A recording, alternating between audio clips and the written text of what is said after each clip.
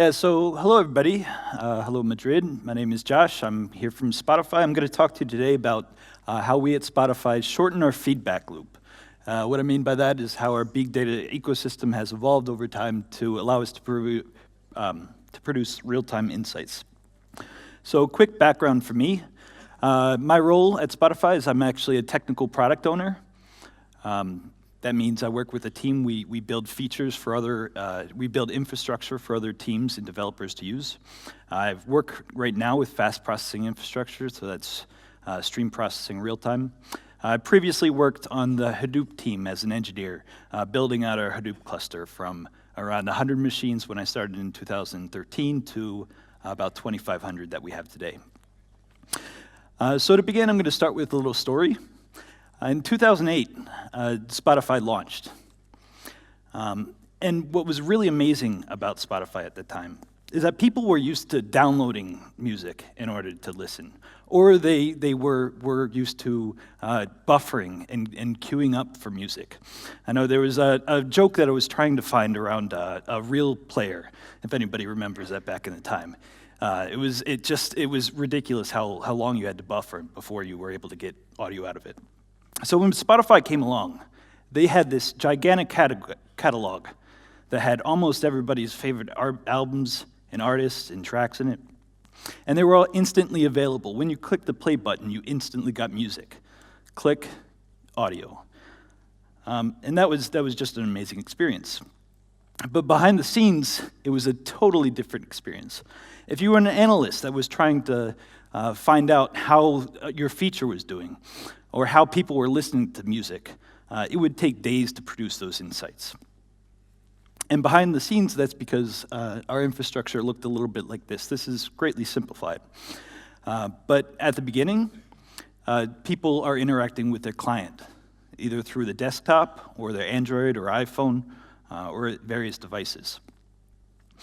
From the client, it talks to the access points. The access points, what directs it, how to play music, which view to go to.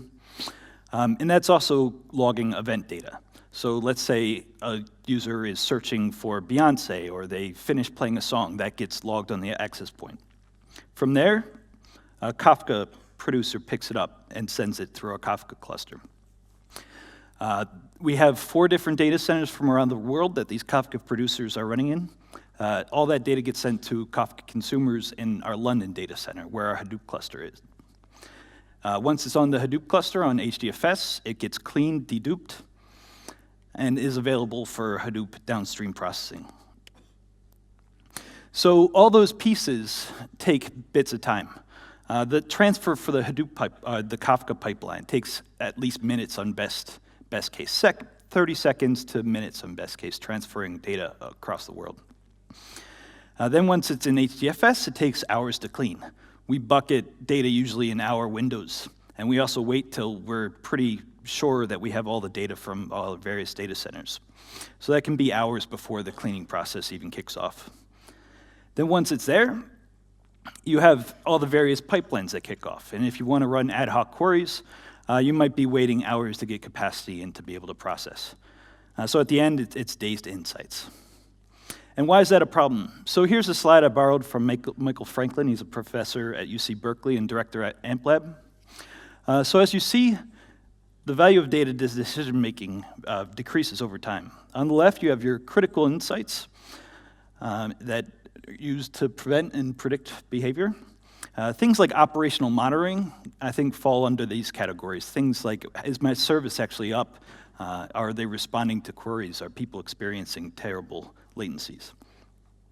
They need to be instant. Then we have the actionable, reactive, and historical categories. But because at Spotify, our data transferring took so long, we were actually missing out on a big category there, and that's those actionable insights. So I group these two into 2 different processing. So our reactive and historical is still super, super valuable and has been to Spotify. We have thousands of jobs that run over those hourly buckets. But what we were missing is that real-time processing piece. And we couldn't have it because the time to transfer data took too long. And we realized at Spotify that to leverage actionable insights, we need a faster feedback loop. And in my talk today, I'm going to describe how we achieve that and the tools we use in that process. So I talked a little bit about what Spotify is so far, and hopefully it's familiar to most of you, but I'll just describe it briefly. So it's a music streaming service. It launched in 2008, as I mentioned. So it's got primarily two tiers, a premium tier, which allows you to do all kinds of stuff, and an ad-supported free tier.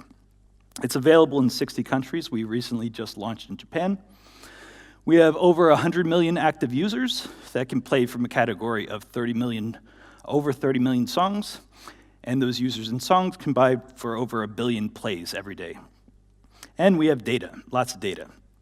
So I mentioned I used to work on the Hadoop cluster. We have a 2,500 node Hadoop cluster. I think the capacity is around 130 petabytes right now. When we run currently 20,000 jobs per day. And we also have a big Kafka infrastructure. Kafka was actually, I mentioned, it took minutes to transfer all the data. Our system before was way worse, and Kafka was a breakthrough when we got that. So we actually do really like Kafka. We have over 500 Kafka-related machines, and those machines transfer over 40 terabytes each and every day. And we do a little bit of real-time at Spotify. So historically, we've done real-time through Storm, but they were mainly used for hack-type ideas or proof of concepts, nothing that was business critical. Now, I mentioned all those machines that served our big data. I'm actually going to switch gears a little bit and talk about how we're getting rid of those machines and how this is part of shortening the feedback loop. So originally, Spotify was almost all bare metal. We grew with our users over time. So originally, with our first 1 million users, we were at one data center in Stockholm. To when we have 100 million users, we're serving them through 4 globally distributed data centers. And over that time, over the 8 years since 2008, we've flirted with various cloud providers. So there was a time in, I think, around 2011 or 2012 when we wanted to actually shift our big data processing to Amazon. And it wasn't quite ready for us at that time, especially in the European region. But we still did use Amazon a lot, especially for ad hoc capacity and for mocking up our production environments.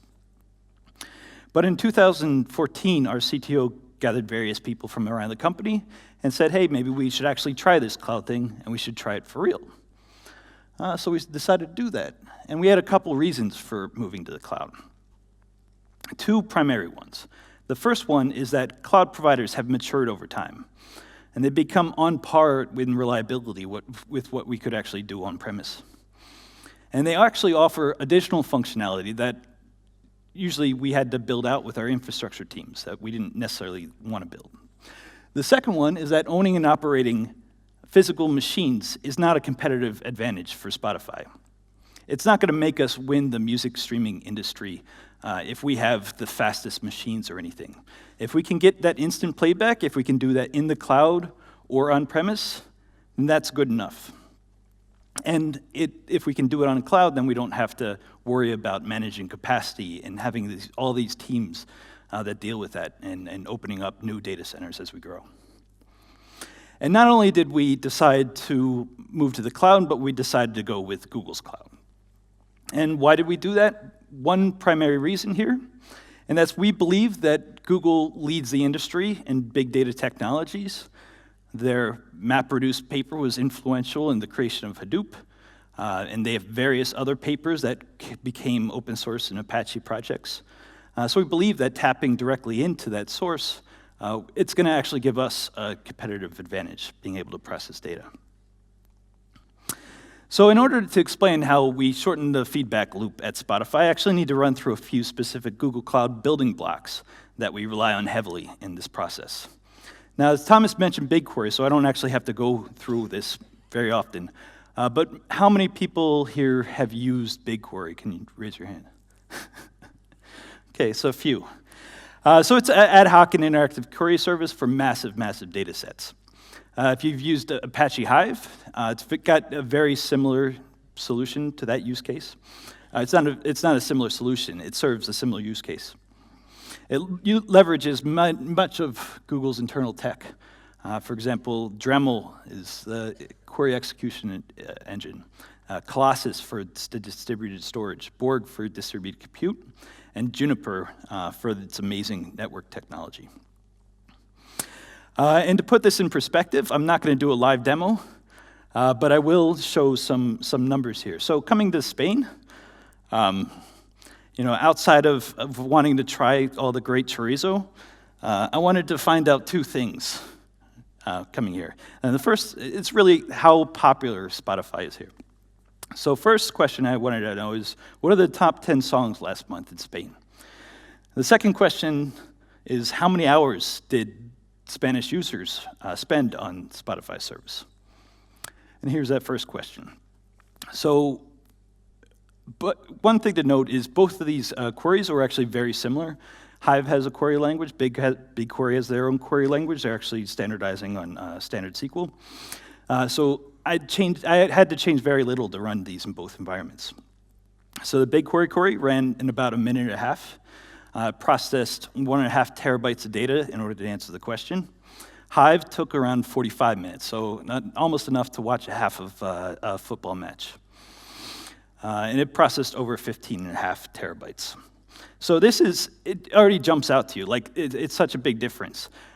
When you're using Hive, you have to kind of switch context, do something else, then come back to it.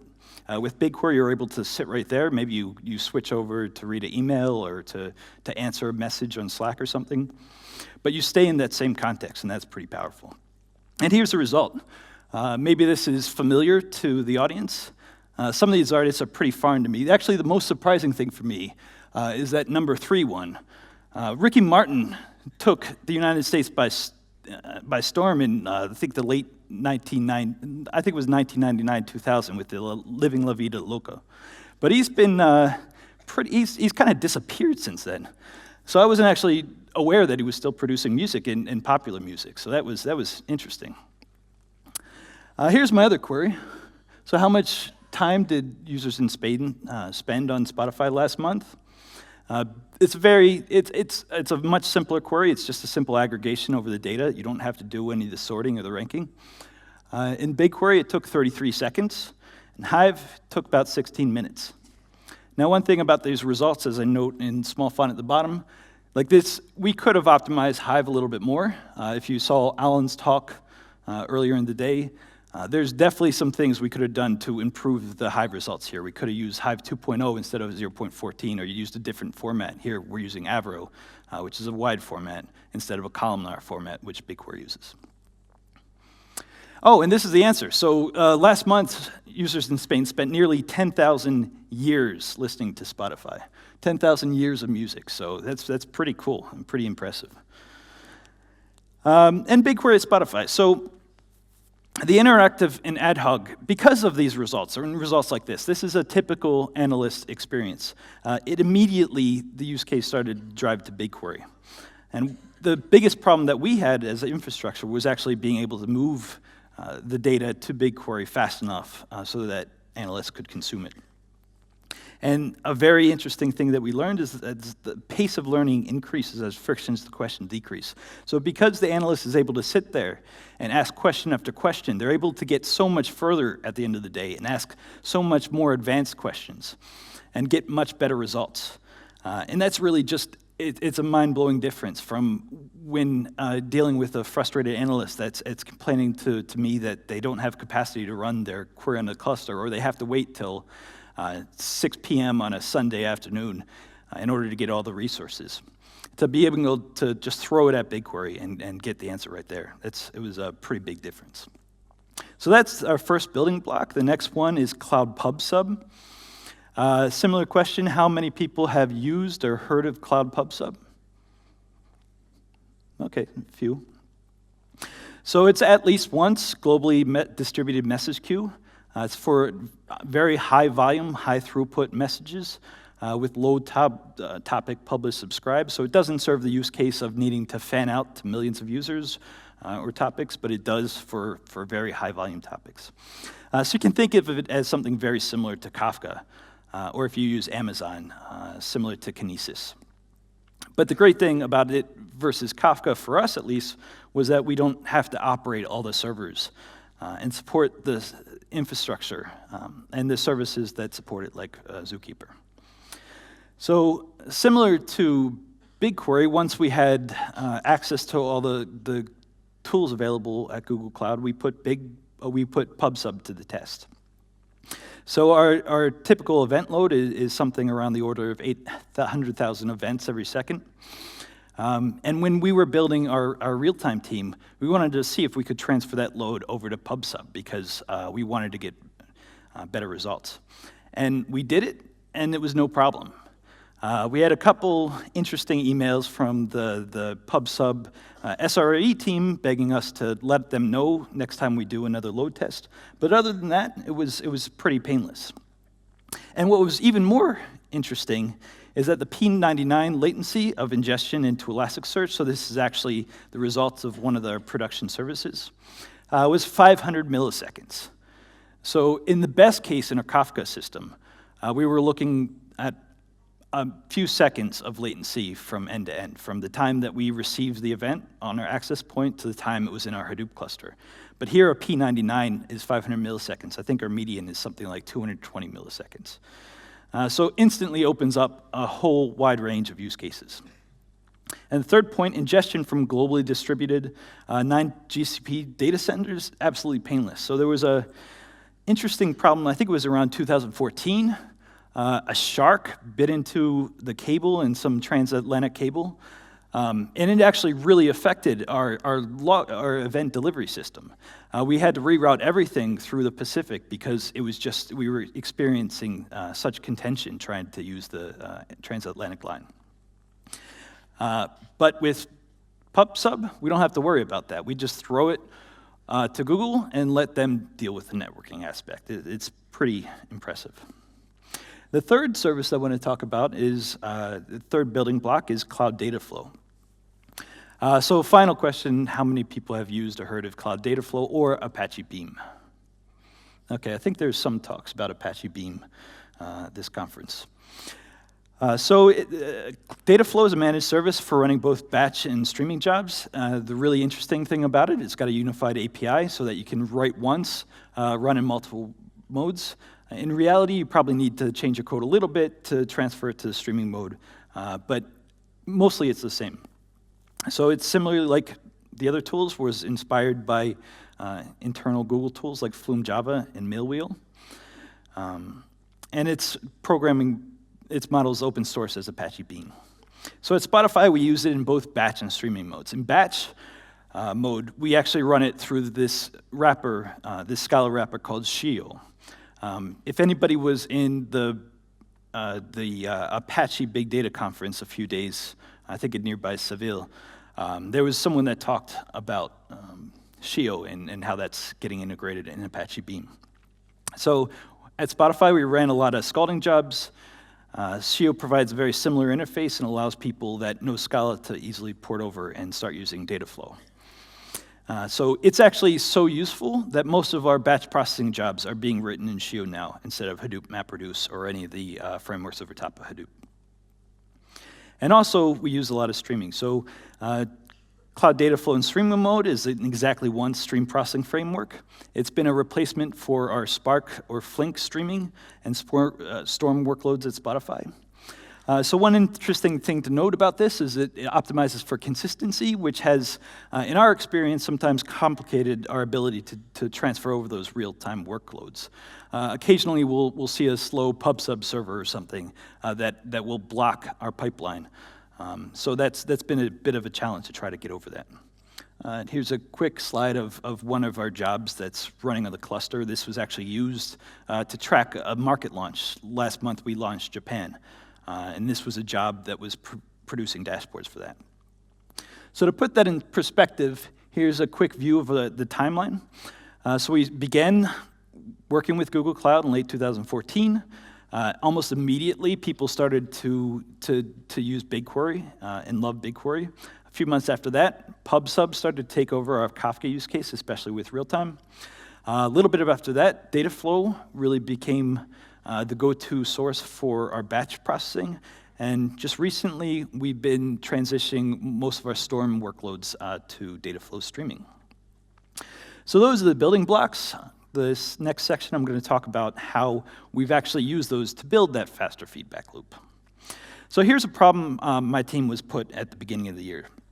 So we had a few Spotify client releases that had some subtle bugs in them that actually changed the logging behavior of some important events. So sometimes it would be that the logging behavior was doubled, and sometimes it would be that the logging is halved or it was dropping some logs. And this was causing some issues in our metrics, and they weren't always detected right away. In one particular notorious case, it was a few months before someone noticed that the logging behavior was changed.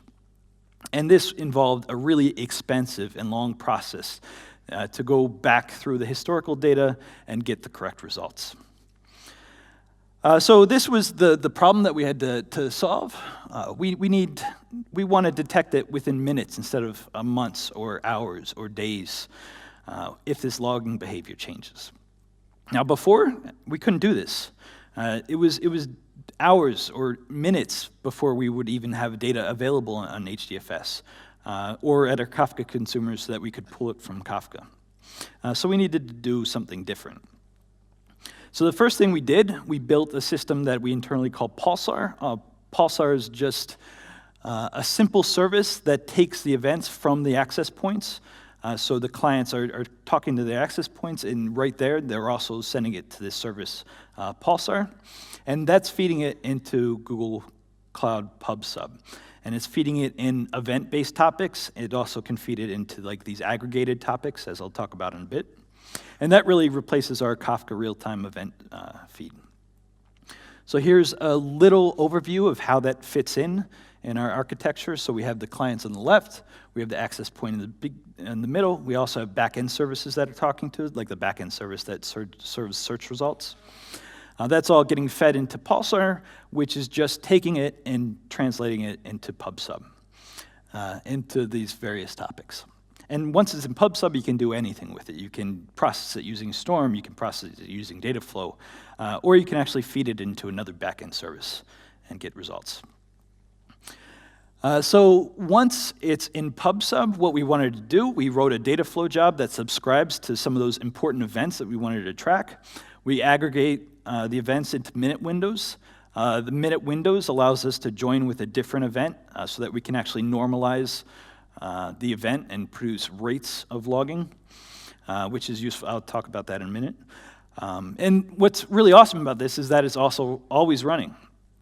So with batch jobs back here, you had to wait until the next batch run was kicked off, based off of whenever it was scheduled, or with our schedule, whenever the dependencies were done. But with Dataflow streaming mode, it's always running, so you don't have to worry about the scheduling aspect of it.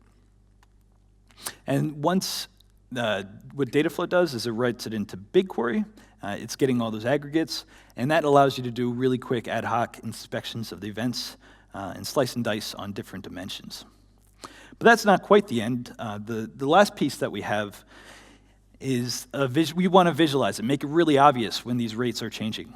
And so we use a tool called Tableau. Tableau is another third-party proprietary system that does data visualizations. It's got really great integrations with BigQuery, and that's going to be pulling results from BigQuery periodically and caching them so that people can go in, bring up these dashboards, and see if their events are logging at the correct rate.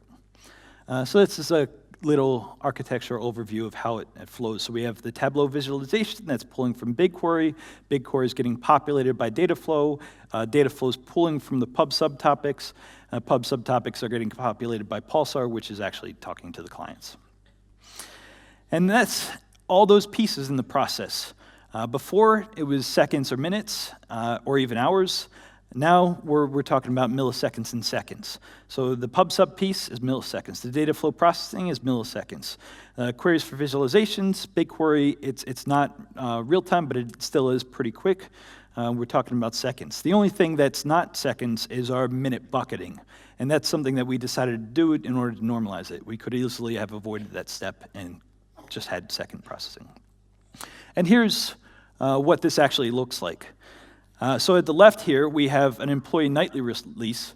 So every night, we build the Spotify client that the next day it gets loaded into employees' phones and devices. And we use that to test out to make sure, is everything working, does everything look right? And you see the line initially on the left, the top line on the left, is a little bit wonky. That's because there's only a few users, so it's hard to really get a normalization rate. But once you have 50 or 60 or 70 users downloading it, you can see that the rates are roughly the same in this event logging. And once we build that confidence, we're able to, I think a day or two later, we'll start rolling this out to actual users. Yeah, so that was a pretty amazing use of this technology in a faster feedback loop. The second one I want to talk about is faster insights to client behavior. So we had this other problem at Spotify. As a developer, I want to begin to instantly explore data being logged by the clients. So before, there was really two ways to do that. One way was to inspect the local client, have some kind of local logging. That was okay, but it wasn't the full picture. We really wanted to see what the data looked like over the network, so what our data jobs would see the data as. The other way was to go to a server, SSH from the server, and start grabbing for logs, and it was kind of painful. So we were able to leverage the building blocks I mentioned before to produce a topic for all employee client events. So there's a special flag that gets logged when employees are generating events. We take those, produce those as its own separate pub subtopics, all the events that are getting generated.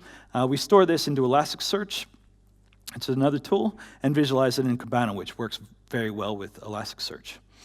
And here's a little bit about what that looks like.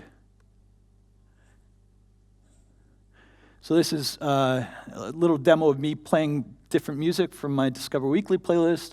I go to Kibana, it refreshes every 5 seconds, so the next time it refreshes, it has all those events that I just logged. I'm able to really quickly see like what's getting logged, how it's getting logged, and the changes that are happening. This has been super useful and just allowing developers to move faster. So another thing that users could do is build dashboards for this data. So one of the teams at Spotify, one of the squads, was trying to identify pages in the Spotify client that had abnormally long load times. And they were trying a bunch of different things to see how the load times changed. And they created a really quick, simple dashboard where they could go in and detect if the behavior was changing in the employee nightly releases. So the benefits of this were a few. The first, we were able to understand what's being sent by the client as it happens. There's no need to wait for hours or days for it to get loaded into the appropriate Hive table and then query, or to SSH into a server. You were able to explore events and visualize distribution, so that's a really cool feature of Kibana itself. You can go in and really slice and dice the different events. So if I was looking at ad events, and I wanted to see which ad events are skipped more than others, or maybe there's some ad event that's having a problem, I can go into the data right there in Kibana and just come up with really good insights off of the sample data. And you can create dashboards for the employee release. So I could talk about a bunch of other things that we've done here. Don't have enough time though, so I'm going to mention a few other real-time use cases or cases when these actionable insights have been useful for Spotify. The first one is ad targeting. So there's this interesting story a few years ago of a family sitting around at Christmas playing Christmas music, and all of a sudden they were using the free ad-supported tier. A ad comes on that's a condom ad, and everybody's just like in shock. Why is this condom ad? I'm in front of all my family and stuff. And the reason for that is, like, the batch data supports that maybe this user matched the profile and demographics of someone that would have that kind of ad, but it didn't take into the context into account when it was serving that ad. So with our real-time stack, with all these building blocks, we're able to right now do specific context targeting in the ads, and only serve explicit ads to users that are maybe listening to explicit music. And that's been pretty powerful in preventing these really puzzling ad experiences. The second thing we've done is real-time recommendations. So as a user, when you sign up for Spotify, we don't know a lot about you.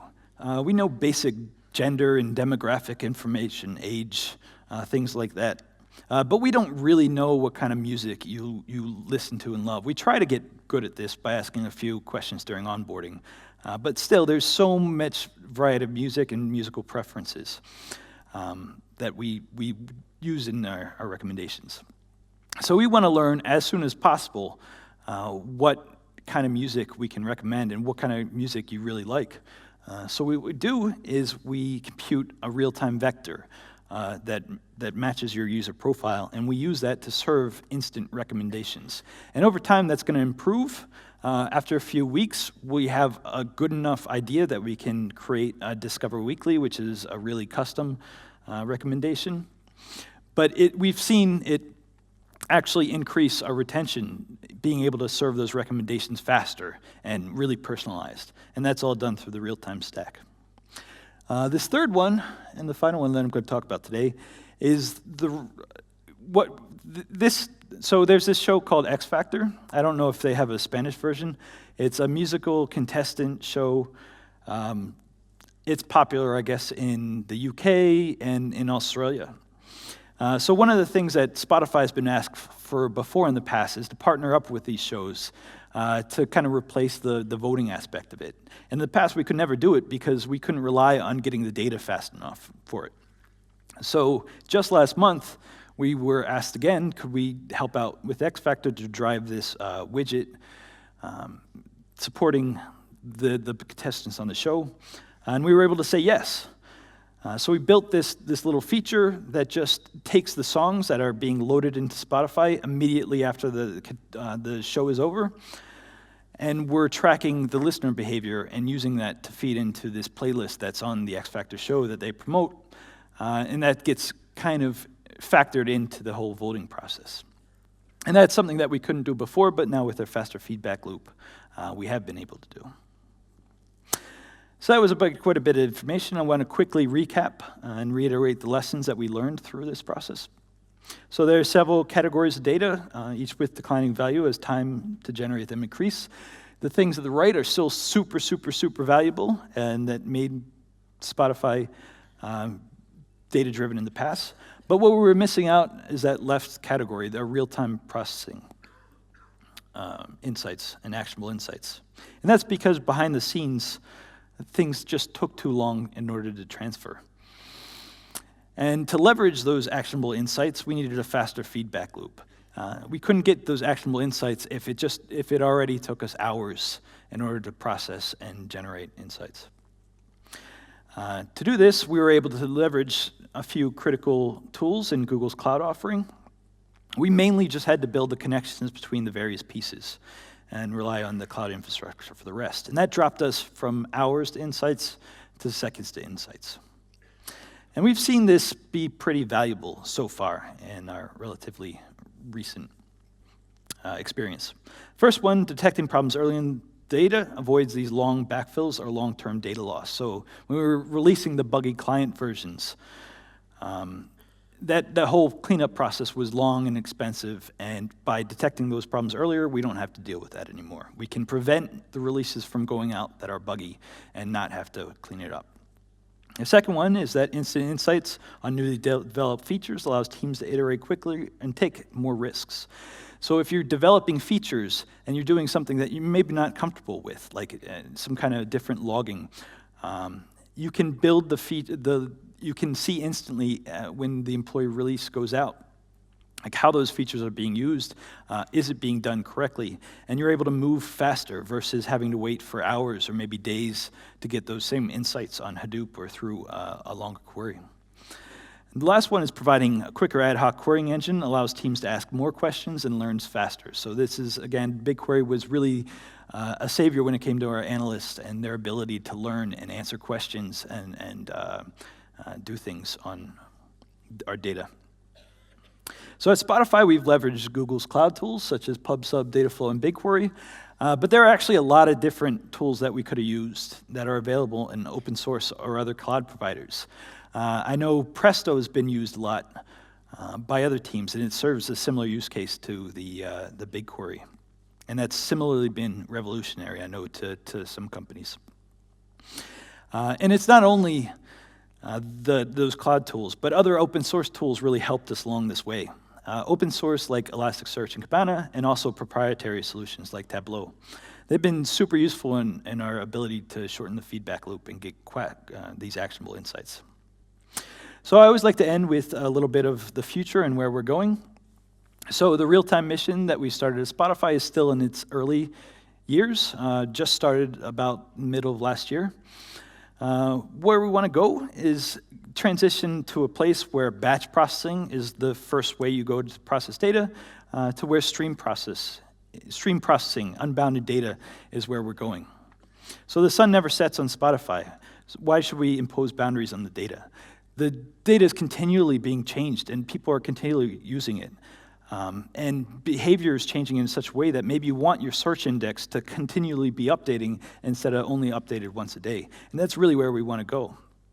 And the second thing here, so I always have to do a little shout out. Our team name is called Event Horizon, and this is a quote from this terrible 80s movie called Event Horizon. What's the shortest distance between 2 points? It's 0. And our feedback loop right now is pretty quick. We're in the seconds and milliseconds. But we still have plenty of room to improve, and that's what we're working on. So finally, I'd like to thank all the hosts at Big Data Spain for this opportunity to talk to you. I also want to thank Spotify allowing me to travel halfway across the world to give this talk. If you think these problems are interesting and want to work on them, you can send me a message or visit a job site. We're always looking for great talent. So that concludes my talk. Thanks.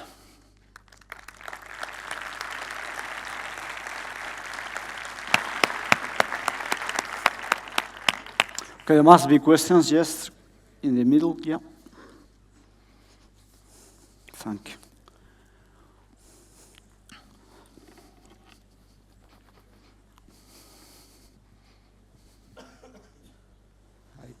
Hi. Hi.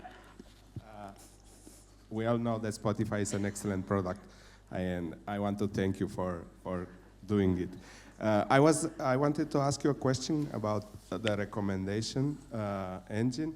Mm-hmm. How exactly, can you give us more detail about how you do it exactly? What kind of algorithm do you apply and stuff? What do you take into account? Do you take into account the whole history of the user or just the very close moments of Sure. listening? So I'm not, I will start by saying I'm not the absolute expert. I've worked with the teams that work on this a lot, but I haven't built them myself. I know what we use heavily, especially in some of our Discover Weekly products, is actually playlists. So users generate millions and millions and millions of playlists, and the playlists all have some kind of common theme. And we realized that we could apply a pretty common algorithm, Word2Vec, that was also developed at, I think at Google. And we can use that, and it actually produces pretty great recommendations. So it's not super complicated, some of our algorithms. We just use like Word2Vec. We use some filtering to ensure that we're not recommending things that people have listened to or people don't like. But it's mostly based off of other people's playlists, so it's a little bit of combination of machine and human curated. I was asking mostly because the radio of one song, I think it's much better than the 30 songs in your recommended playlist. And the 30 songs has a lot of limitations, like if you don't like one song, you can just not erase it and replace it with another one. So it's much better product, the radio, than the recommendation. That's interesting. Can be improved. That's interesting. Usually we get the, well, I've heard, I guess, more of the opposite feedback. I don't, so they're totally different teams that do the radio and do some of the playlist recommendations. They use different techniques, so I'm sure they'd be different. I guess it's in the ear of the beholder to say which one is better. Thank you. But that's cool. Thanks. Any other question?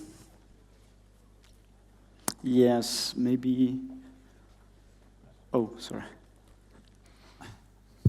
Hi. Hi, thanks for the talk. Yeah, here. I've been interested in the kind of systems that Spotify has built in the past as well, and I think you used Cassandra, a Cassandra cluster, especially for playlists, right? Yep. Is that expected to be migrated to the cloud as well? That's a pretty good question. Right now, we still do a lot with Apache Cassandra. It serves our playlist. It serves a bunch of other things. It's our go-to, or it has been our go-to solution for storage. Sometimes in places where it actually shouldn't, like someone should have used a Postgres cluster. As far as replacing it with other solution, it hasn't been totally determined yet. I know there are some teams that have been experimenting transitioning the Cassandra usage to Bigtable or some other cloud storage solutions. Actually, the person that talked at Apache Big Data this week probably mentioned that in their Discover Weekly, that's being served, I think, through Bigtable now. But the majority of our stuff is definitely still Cassandra, I'd say. Okay, thanks.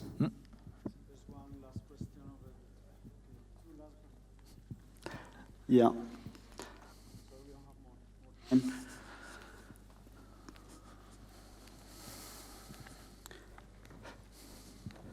So maybe, sorry, the gentleman on the front, well, in order? Yeah, that one, sorry. And you are the last one then? Yeah, sorry about that. Hi. Hi. Thanks for the talk. My question is, once you decide, or your team, or your organization decides to go with Google Cloud, to what extent are you locked in with the Google ecosystem, right? I can't quite hear. Are you talking about vendor lock-in? Locking in the Google ecosystem? Yeah. Yeah, so that's definitely one of our concerns, and it continues to be a concern. The benefit of using Dataflow, they've open sourced the Apache Beam, which has, I guess, alleviated some of that concern. Things like Bigtable, there are competitors that do similar things. It's just a matter of shipping the data around. And Google actually makes it fairly easy to transfer your data from their cloud to other clouds. So that's a benefit. But there are definitely some tools that don't have a replacement, and that is a concern. But in your code, you try to decouple. In your code, you try to decouple from the specific of the Google, or you have some layer of general layer in order to protect your. In the code, do we try to decouple it? Not right now, I would say. Like, we're still transitioning over to the Google Cloud. A lot of this stuff, it's just containers, especially our services. So it doesn't matter where it's running. Either we have our own service that manages Docker containers that's very similar to actually the Kubernetes. So for most of the services, it doesn't matter if it's running in the cloud or it's running on physical infrastructure. For our data stuff, there are some specific things that you might code for, but that would be pretty similar. So BigQuery queries are in their BigQuery query language, but there's usually an analogous thing in like Hive or some other solutions. Thanks. Just two quick questions. Like, how does the cost compare between the Google platform or other cloud platforms and you're rolling your own data centers? And why are you still keeping the data center? I mean, as you run the query on the other one, I guess you still have it up and running. Yeah, so the cost, I'm not the cost expert. I'm fortunate enough to not have to worry about that stuff. I get yelled at if the cost is too much. It's like when we're using PubSub's not the cheapest thing in the world. So we get told every once in a while, like, hey, could you let us know how much you're going to be using for the next 6 months and that kind of stuff. I've heard that it's fairly similar to our on-premise because we use a third party for managing our data centers.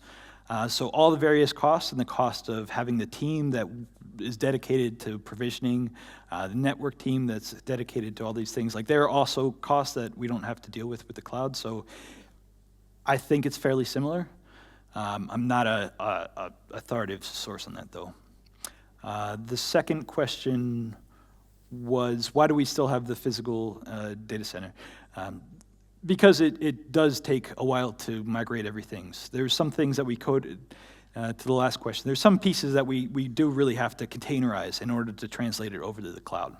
And the containerizations, we've been doing that for the last, 2 or 3 years, but there's still some pretty important older services that aren't containerized yet, or have some dependencies on being very close physically to other infrastructure. So it's a process to pull that out. Same thing with the data. Like if you saw, I wish I had a picture of our dependency tree. It's a mess, and trying to pull anything out means that if you pull that out into the cloud, you have to actually ship it back to HDFS, or you have to ship out all the downstream pipelines over to the cloud. And because teams are all over the world, they're very distributed, that's a difficult thing to do.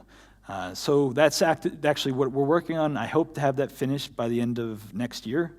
And then at the end of next year, we can start talking about actually shuttering our Hadoop cluster and all that physical infrastructure. But it is a process. Very good. So that's fantastic. Thank you very much, Josh. So,